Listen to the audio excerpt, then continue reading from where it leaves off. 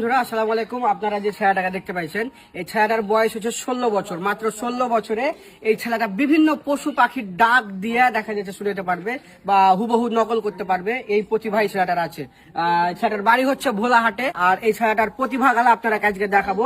তো তুমি প্রায় কয়টা পশু পাখির কণ্ঠ নকল করতে পারো? 12টা। 12টা। আচ্ছা, প্রথমে তুমি কোন পশুর কণ্ঠ নকল করে দেখাবে? বিলাই। বিলাই। আচ্ছা, তো তাহলে শোনাও তাহলে দর্শককে।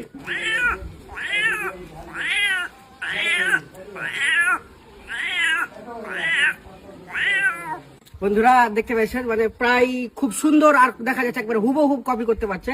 তো নেক্সট কি শোনাবে? কোকিল পাখি। কোকিল পাখি। আচ্ছা, ঠিক আছে, শোনো।